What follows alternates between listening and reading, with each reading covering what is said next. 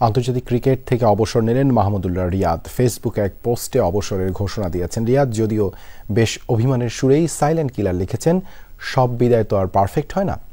রিয়াদের বিদায়ের নৈবেদ্য আফরান পিয়ালের কাছে। ওয়ালটন টেলিভিশন মাত্র 25,490 টাকায় পাচ্ছেন গুগল টিভি। সব শীতের শেষে হয়তো বসন্ত আসে না, এই লাইনটাই মাহমুদুল্লাহ রিয়াদের সাথে মিলে মিশে একাকার হয়। পুরো ক্যারিয়ারে ভক্তদের ভালোবাসায় যিনি বন্দী ছিলেন, যার অবসর নিয়ে ভক্তদের কত না পরিকল্পনা ছিল, সেই রিয়াদ অবসর নিলেন সাইলেন্টলি ফেসবুক পোস্টে। অভিমানের সুরে সাইলেন্ট কিলার লিখলেন, সব বিদায় তো আর পারফেক্ট হয় না। ব্যর্থতার গল্প রিয়াদের কম নাই, সফলতাও কি কম আছে?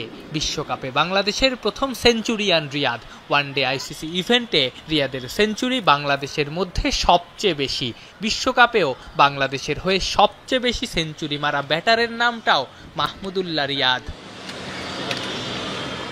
পরিশ্রম, নিবেদন আর হার না মানার মানসিকতার জন্যই গড়পড়তা মানের ক্রিকেটার থেকে ফ্যান্টাস্টিক ফাইভ, ফ্যাবিউলাস ফাইভ কিংবা পঞ্চপাণ্ডবের একজন হয়েছেন রিয়াদ। কামব্যাকের উদাহরণ রিয়াদই দেখিয়েছেন। যেখানে সবাই ক্যারিয়ারের শেষ দেখে ফেলেছিল, সেখান থেকেই রূপকথার ফিনিক্স পাখির মতো জেগে ওঠেন রিয়াদ।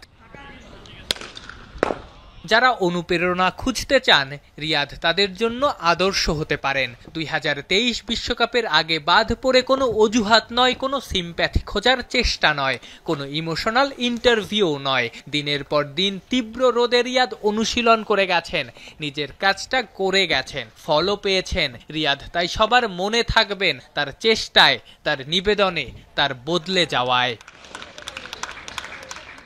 আন্তর্জাতিক ক্রিকেটে শেষ ম্যাচটা খেলে ফেললেন রিয়াদ। শেষের আগে জীবনের নিষ্ঠুর বাস্তবতার সাথেও পরিচিত হয়ে গেলেন। টানা 4টা ওয়ানডে ম্যাচে 50 করা রিয়াদ মাত্র এক ম্যাচের ব্যর্থতায় রীতিমতো বোঝা হয়েছেন। জীবনের বাস্তবতা তো এমনই, একটা ব্যর্থতা ভুলিয়ে দেয় কত কত সাফল্যের গল্প।